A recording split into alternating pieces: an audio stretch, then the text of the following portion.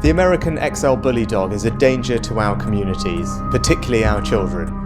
I share the nation's horror at the recent videos we've all seen. Yesterday we saw another suspected XL Bully dog attack. Today I have tasked ministers to bring together police and experts to firstly define the breed of dog behind these attacks, with a view to then outlawing it. It is not currently a breed defined in law, so this vital first step must happen fast. We will then ban the breed under the Dangerous Dogs Act, and new laws will be in place by the end of the year.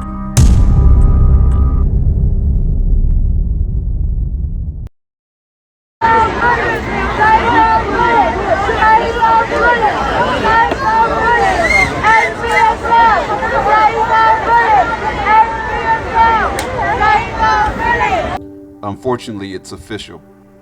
The XL American Bully breed has been banned in the UK. As of December 31st, 2023, it is illegal to own, sell, breed, or transfer the XL American Bully breed in the UK. Thousands of dogs will be murdered. Thousands of families will be ripped apart. This is insanity and must be stopped at all costs.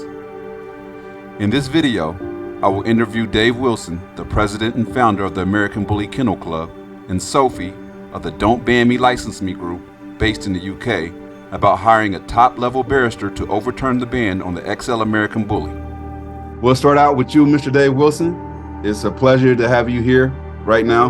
I've heard a lot about you way before we had a chance to communicate at all.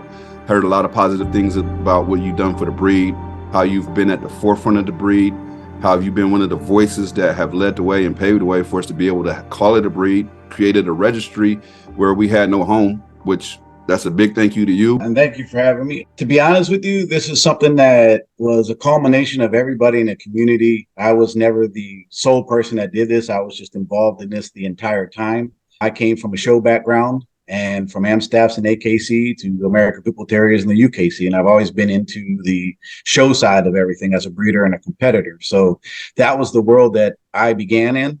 And as time went on, I built a big following with my line and my dogs. We started to build a community. It was a breed, I think, based on respect. You know, and that's why I've used that word many, many times over the years, because I feel like this was founded on respect, and it was founded on just us as dog people, you know, getting together and just for the love of our dogs and being brothers and sisters in the same passion that we had. So that to me is really the gist of the foundation of how this whole thing came to be. Thank you, man. That was a really in-depth answer and very accurate.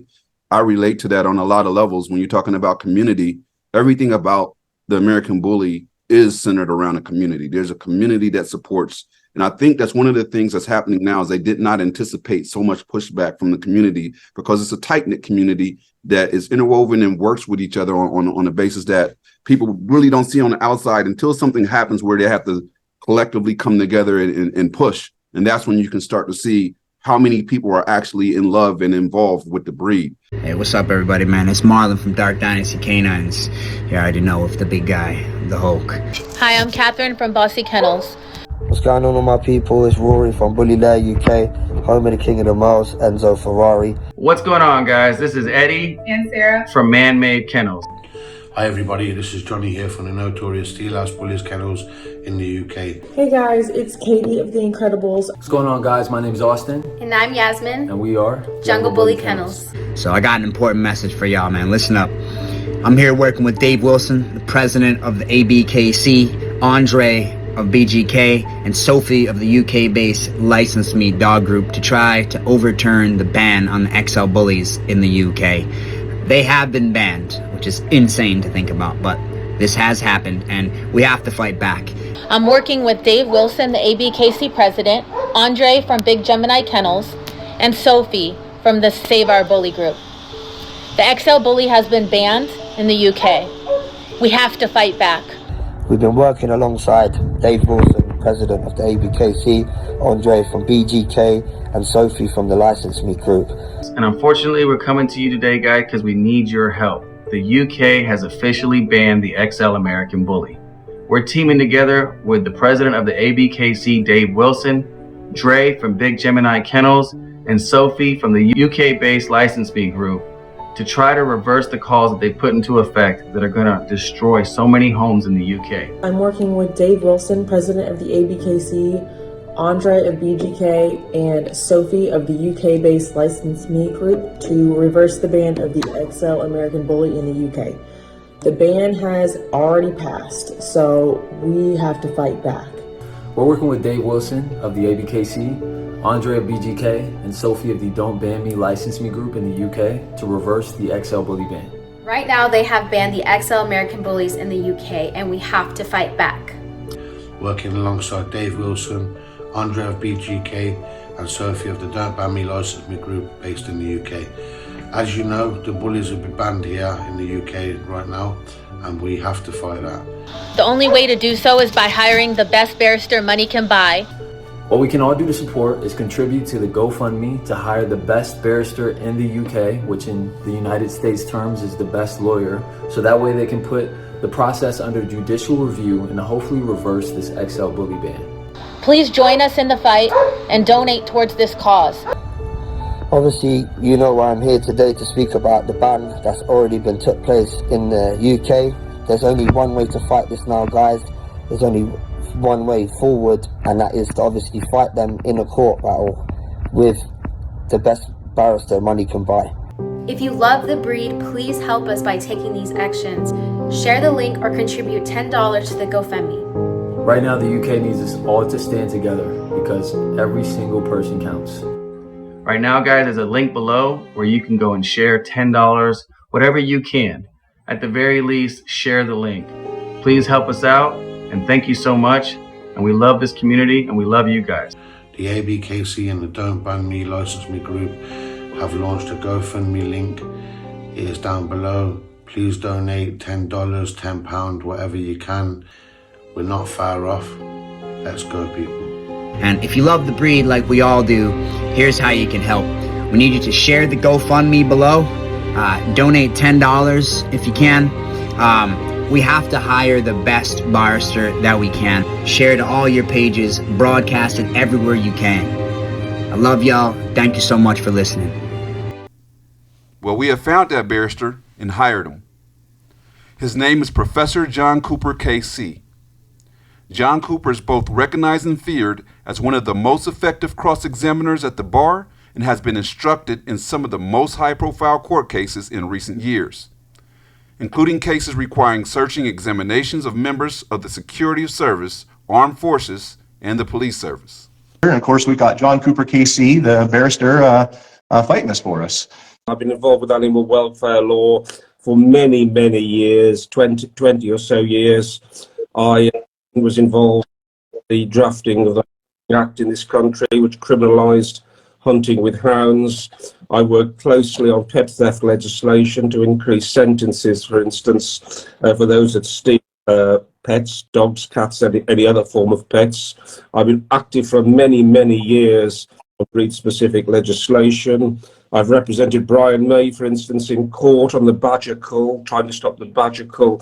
So my credentials on animal welfare work go back a long time, and they were born of my love for the welfare of animals. The law just happened to be a coincidence that I was a lawyer.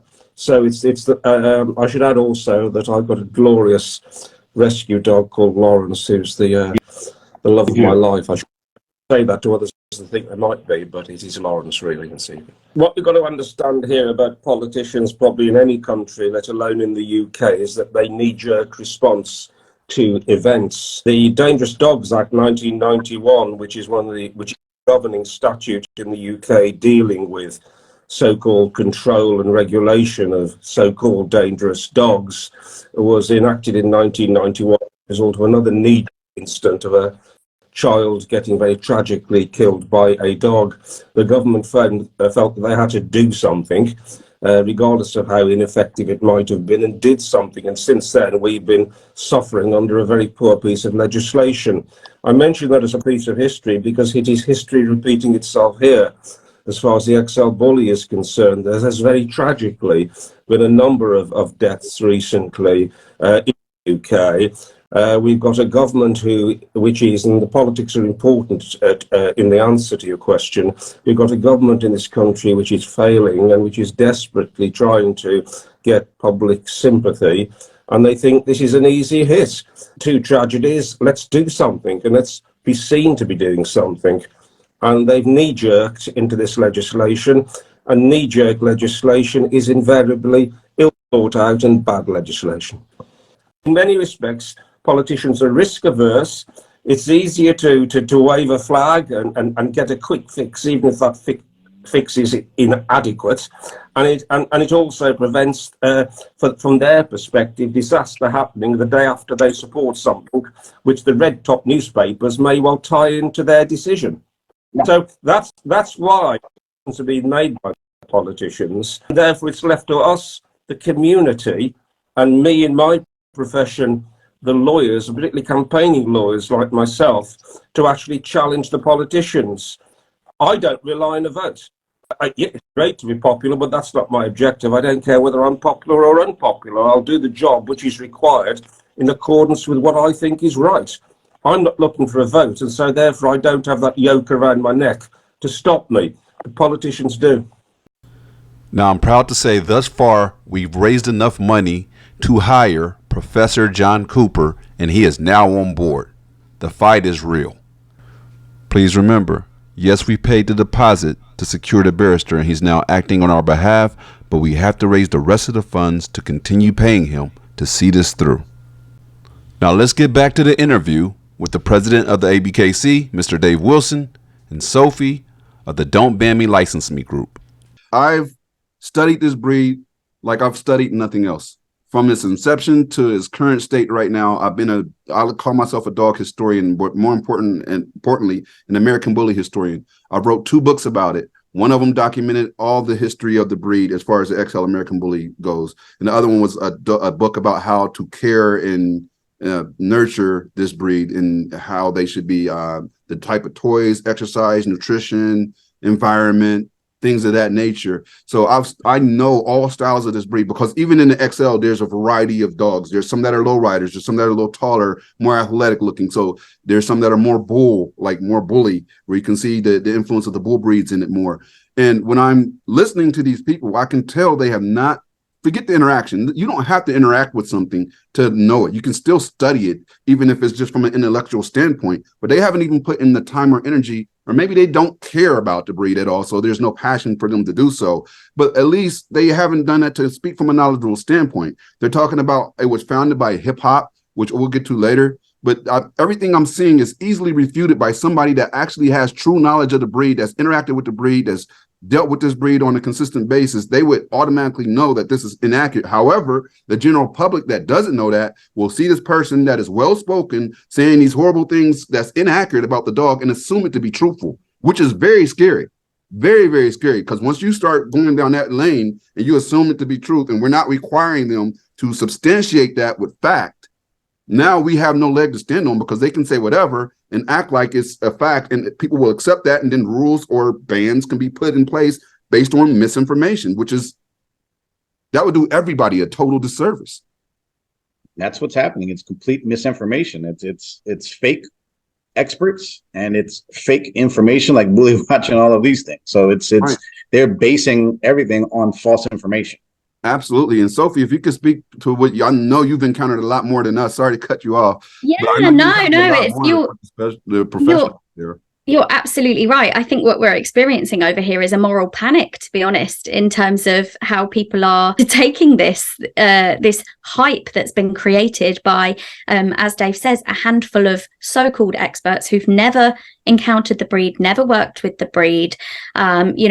Some of them retired, some of them are academics, but not in the world of dog, nothing to do with animals whatsoever, who really, I believe when reading things like the Bully Watch report, they do say this is research that's been done on the back of a napkin. So then why has that research been taken so seriously? What you're experiencing is you're walking down the street with your dog and you're seeing parents pull their children out of the way as you walk towards them. And yet what they should be worried about is the traffic, because That's where the danger is. When you look at actual, dog fatalities that have been caused by dogs is always a tragedy. Any preventable death is a tragedy. But the real spin that our Prime Minister's put on this is that we need to protect the children. He's put that in his kind of manifesto about this. But when you look at the 4 child deaths last year that were caused by dogs, they were 4 different breeds. So why is all the attention coming on the XL Bully? And I get accused all the time by people on social media of having no empathy for the victims. Of course I have empathy for victims. But what I do wonder about is the victims who have died from other dog attacks, other breeds. Because they must be sat there thinking, well, why is this breed the only one that's getting any focus? What about the dog that attacked my family that was a different breed?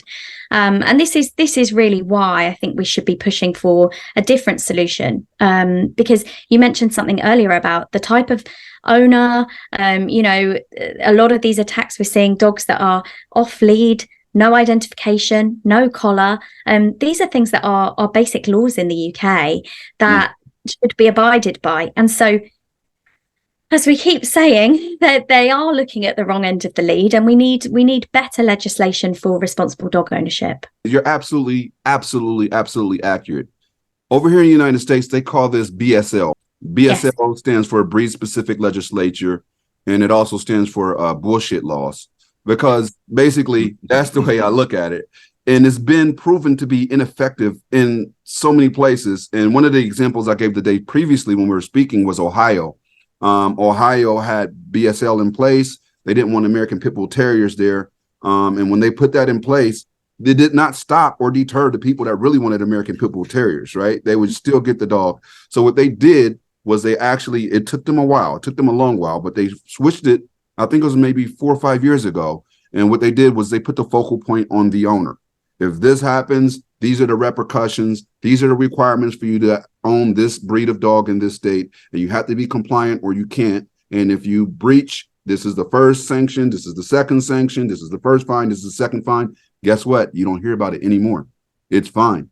You don't hear about it. That's the way it works. But if you focus only on the end of the lead that has the dog, what happens is that type of owner will go ahead and find a different style of dog. Maybe it's going to be a Malinois. Maybe it's going to be a Kangol. Who knows what they're going to go to next? To do the exact same thing. And now you're going to be worried about, do I need to put a ban in place for the Kangol or for the Malinois, where you did not address the actual problem, right? And if you did, that would have been a lot better and a lot more effective than just throwing a blanket ban out there.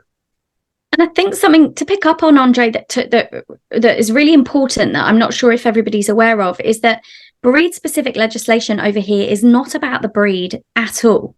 It's about what the dog looks like. So what is happening right now in our government is that they are working with people, we don't know who, to decide what the XL Bully is. They're not asking experts in the XL Bully. They are deciding, and they'll probably decide it based on measurements, which is what they did with the pit bull. So they took around 60 measurements and said that if the dog meets a specific number of those measurements, then that dog is the type. And it would not matter if you could provide lineage for that dog. It would not matter if you could provide DNA. It wouldn't matter if you could say, actually, this dog is a cross between a Labrador and a Staffy, which very often they are the dogs that are seized as being pit bull type. This is one thing that we're really trying to get across here in the UK. People with Cane Corsos, people with Presso Canaris, people with Staffordshire Bull Terriers, they could end up being typed as an XL Bully, and it will not matter what the owner says about what breed that dog is. It will only matter if that dog meets the measurement that our government has decided is an XL Bully. And so we're going to see not just, 100,000 dogs, which is already 10 times more than when the pit bull ban came in 1991. Wow. We're potentially going to see 500,000, maybe more, who knows, dogs that end up being typed just because of their measurements. And one of the things, I stayed up, being the weirdo that I am, and watched as much as the parliament meetings as I could. So I was able to see, really well. But with that being said, I noticed there was a lot of things that they conceded to that really shocked me They being the lady, there was a heavyset lady that was in charge of pushing the ban, enforcing the ban on the prime minister's behalf. I'm not sure of her name. Therese Coffrey, I think, Environmental Health Secretary. Yes. Right. But when they asked her about are you able to identify the breed? She was very clear in saying, that's in the works, or we're getting there. And they're not even consulting if they consult the same level of expert that they've done up to this point, expert being used very loosely, that's going to be a problem, because you have to be able to identify something to enforce any laws. Let's say they do the licensing. What dogs are you licensing? You still need to be able to identify that dog. And they're not talking to the proper people that can give them breed type, that can give them the proper ways to be able to identify breed type, temperament, stature, top line, head shape. There's a lot of things that will go in muzzle. There's a lot of identifying traits that need to be there outside of a measurement. Measurement means nothing, like the biggest one is registration. I mean, that's the biggest one. If your dog has paperwork that says, from a reputable registry, that says this is of this breed, that's the biggest identifying factor of all. There is. Yeah. There is. Let's go to another mistruth, since we're on that topic. There was a gentleman, he had darker hair. He was a white guy that had kind of tall. Do you know what I'm talking about? He's been the lead spokesman, it seems, outside of the lady that I mentioned. You should know who that guy. That's their expert, I think, right? That's who you're talking about. I really want to talk to this guy. He does not have a clue, but he speaks as if he's super knowledgeable about the breed. And one of the things he said was that they were inbreeding, that we were inbreeding to increase the size and aggression and muscle on the American Bully for fighting purposes. So we're taking a fighting dog. Remember, this is not a fighting dog from the beginning. So he's already off from stating that. But we're taking this quote unquote fighting dog and doing inbreeding to create bigger, larger fighting dogs. Now, as a breeder, I've studied breeding. There's only 3 types of breeding you can do. There's inbreeding, line breeding, and outcrosses. There is no other type of breeding that exists. There's no other, yeah. Right. So when you start talking about creating what's called hybrid vigor, that only comes in usually in outcross, and if you're lucky and you have really good blood, during a line breeding. Inbreeding does the opposite. You actually will have genetic effects as far as temperament issues and things of that nature, maybe some physical issues if you have a bad litter, but you won't see supersized hybrid vigor come from that. They're going to get smaller. The tightly bred dogs get smaller, not larger. When you inbreed the American Bully breed, you get smaller dogs. When you line breed, you still will start to scale down on size. It's just the nature of this particular breed. So by anybody saying inbreeding is creating bigger dogs, that means they have absolutely no knowledge of the breed. And I mean, that's just a ridiculous thing. Inbreeding causes mutation. Sometimes you bring up what we say, the flaws, the bad traits. You're doubling on the positive attributes and the flaws at the same time. Yeah, exactly. But the breed always scales down in size. So it does. Absolutely. I mean, there's so many ways to debunk their so-called expert. But again, I mean, this is not an expert. And this is not an expert on dogs in general. In general.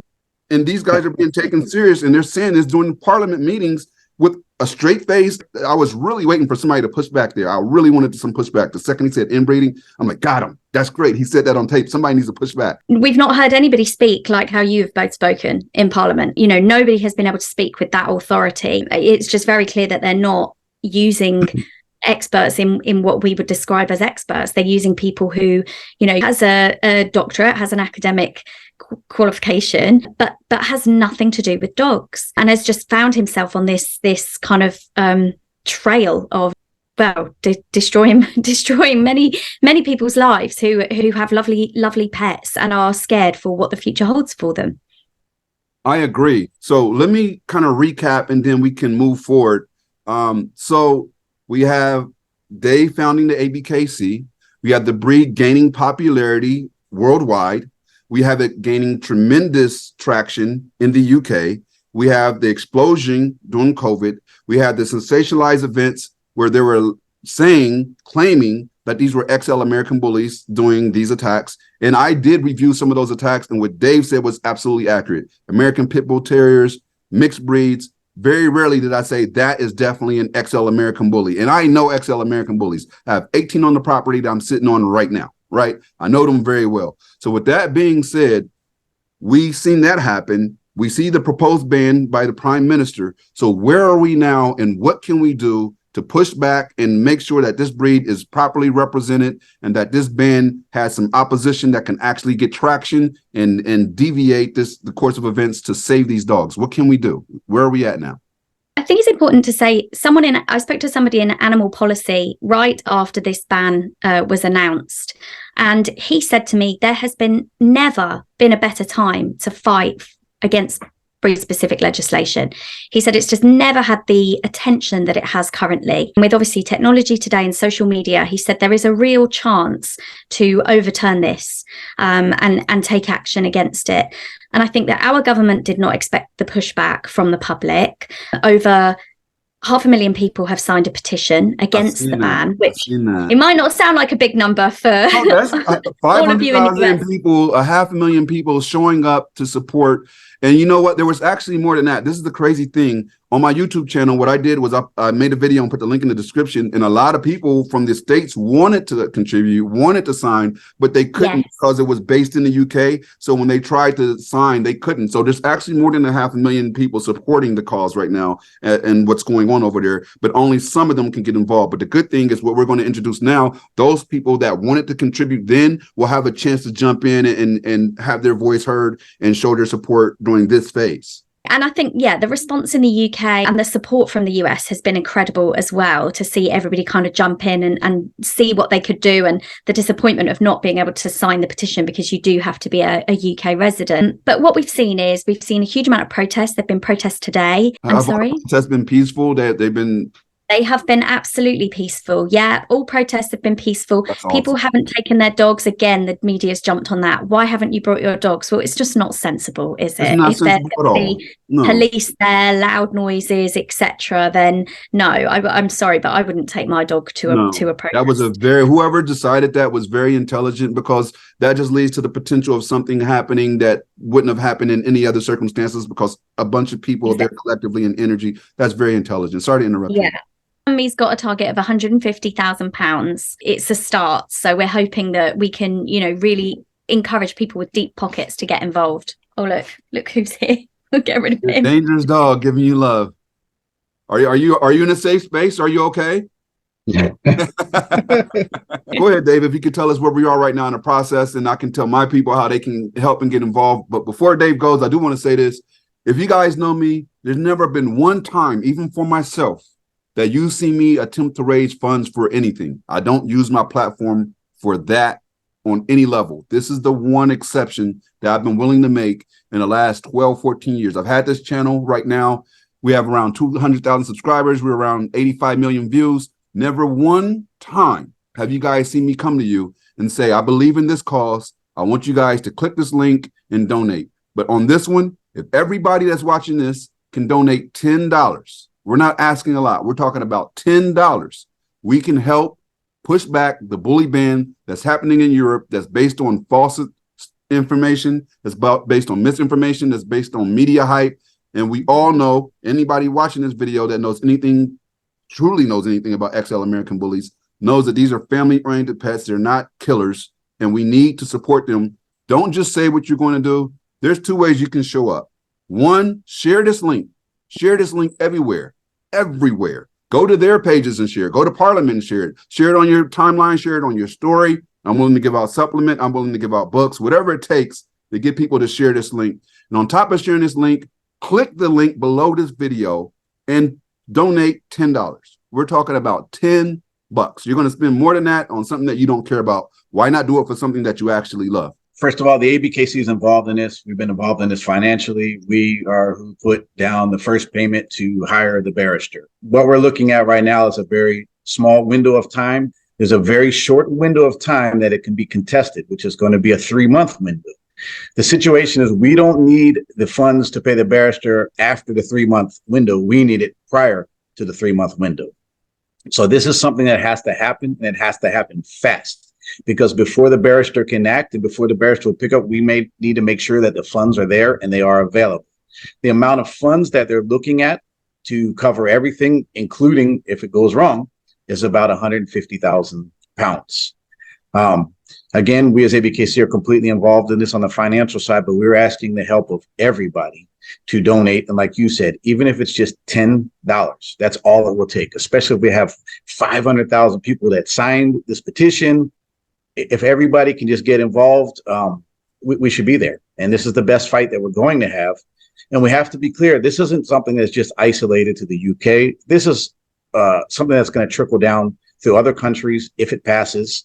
This is something that's going to trickle down throughout Europe. And on top of that, it's just wrong. It's a discriminatory law based on emotion, not based on any factual evidence. And it's something that we should all stand against. If you're a dog lover, if you're an XL bully lover, if you're an owner of an American bully, anything out there, this is a time when we all really do need to come together, and we need to do it fast. We're just here to ask for the help of everybody possible, and we're doing our part as well. We talk about a community. This is where you guys show up and show out, right? This is where the community support counts, right? If each one of us step up and show, we can share the link, we can support by donating $10.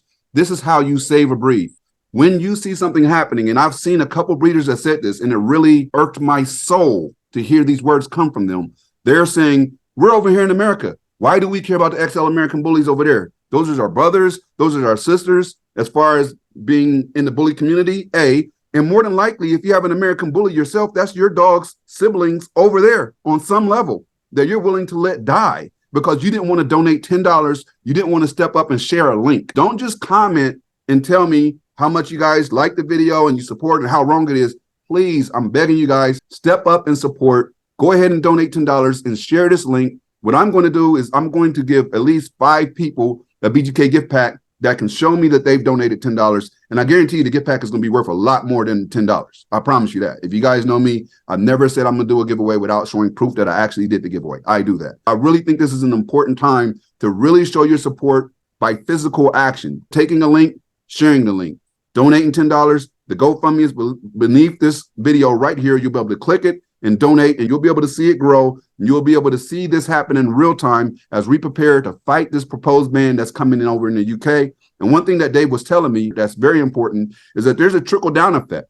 This doesn't just isolate itself and focus only on the UK. This can start affecting Australia. It will affect Australia and other locations as well. Dave, you can speak on that because I think that's important.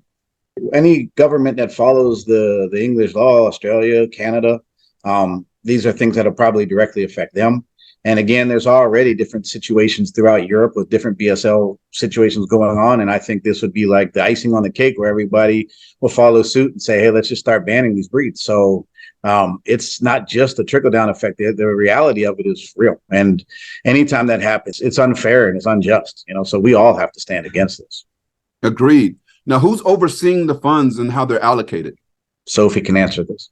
Yep. So there is a company called licenseme.org.uk. You can go and visit the website and they can go and find out information. It's very clear, very explicit about how the funds are going to be transferred to the barrister. It's a not-for-profit organisation as well. So a not-for-profit organisation cannot take funds for their own use. So anybody who's concerned about anything like that, legalities, just go and check the website out and all the information is there. What I will say is the group of which I'm part of, the License Me group, we've been involved in this right from the very start, and we have been a little bit more behind the scenes because our area of expertise has been centered around the research, and that research that you mentioned got to the EFRA committee that discussed the XL bully ban a couple of weeks ago in Parliament, and there was multiple references to our research during that. So just to let everybody know, we have been behind the scenes the whole time, but a lot of us are business professionals. And I think that was what was needed in order to kind of come together and manage that with the barrister. What I'll be very clear to say is we are acting as the client on behalf of the community. The entire community is essentially the client, but we are just acting as the client. But we do need everyone to come together in order to create change here. That's amazing. If the barrister is successful, right? What happens to the remaining portion of the funds? It's probably on the website. I imagine that there is a chance that we'll have to raise more than what we've listed so far. We just don't know at this point in time. If there is a chance that there are funds left over, and also there is a note on there about if there is a chance that there's not successful when there are funds left over. So whatever happens, one thing that we've looked at is other groups that are doing work in this area, whether that is around seized dogs, charities that are doing work with seized dogs. So that is something that's going to be looked at. You raise a really good question about if it's successful and there's funds left over, then how do we manage that? So we'll take a look at that for sure. And one thing I do want to say is my heart and mind goes out to every single one that's taken a loss. There should be nobody dying because of a dog. And we're not here to support that on any level. We're here to show that we're not a part of that, but there are reasonable solutions that keeps everybody safe, including the dogs. We're here to help. We're not here to minimize anybody's pain or trauma that they experience. We're here to make sure it doesn't reoccur ever again. Exactly. There is a solution there. The government are choosing not to listen at the moment. They have a very short term left where they have to make some decisions. They thought that this would be a decision that would be a popular one. They thought that it would be a decision that would get them votes, and they are finding out quite the opposite. So I think if there's one thing that we can do before this government finish their term is kick their ass, to be honest. If I was going to say exactly how I mean. There. I like that. Let's end it on that. Let's prepare to kick some ass. Make sure you guys click the links below. Thankfully, with all the fundraising events and all the ideas that the community has come up together already, and to some big kennels in the States as well, that has also helped. You know, we're just asking for anyone out there that has anyone on platforms, social medias, anyone that's in the public eye that could help towards this cause, to find some money, just to donate towards the cause of our breed. You know, this is a lot of dogs that are about to lose their family. We're about to lose our family members, and they're about to lose their life so cheaply as well. So obviously the AbKc and the License Me group has launched a GoFundMe page. The link's below. If you could donate anything on there, if you couldn't, even a share on all your platforms. If you have a cousin that's got a big platform, or anyone you know that would help you out in a cause like this.